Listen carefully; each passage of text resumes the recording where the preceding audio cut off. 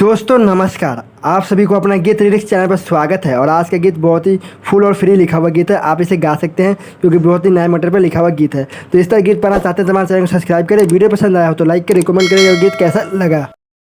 तो इसका मुखड़ा इस प्रकार है। माही रौरा इला से चारो ओरिया शोर बा, चारो ओरिया शोर बा, बोले ले कोयलिया नाचती मोर बा, नाचती मोर बा।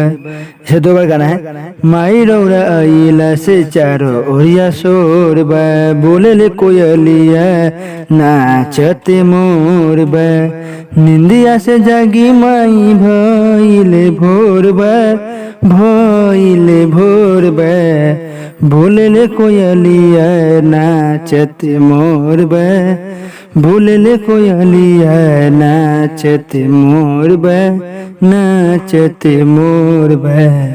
तो इसका अंतरा इस प्रकार है। बेटाबा आइले बन के पुजारी बा, बन के पुजारी बा, हाथवा में लेके आइल पूजा के थाली बा, पूजा के थाली बा।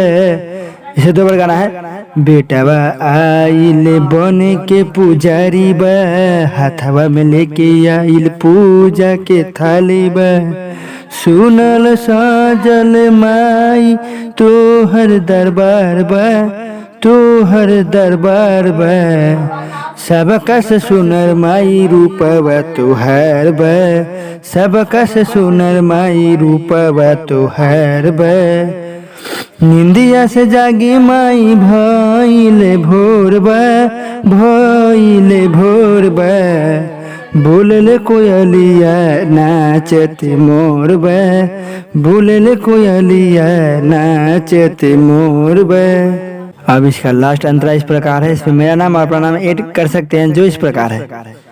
माई तोहर जय जयकार होखेला, प्रशांत अनुज माई के गीतिया गावेला। इसे दो बार गाना है। माई तोहर जय जयकार होखेला, प्रशांत अनुज माई के गीतिया गावेला, बाजेला घंटी बाजते ढोल बा, बाजते ढोल बा, माई तोहर भगती में बहुते जोर बा, बहुते जोर बा, निंदिया से जागी माई भइले भोर बा, भइले भोर बा, बोलले कोयलिया नाचत मोर बा, बोलले कोयलिया नाचत मोर बा। अगर इसी तरह गीत पाना चाहते हैं तो हमारे चैनल को सब्सक्राइब करें। वीडियो पसंद आया हो तो लाइक करें, कमेंट करें। गीत आपको कैसा लगा। अब मिलते हैं अगले गीत के साथ।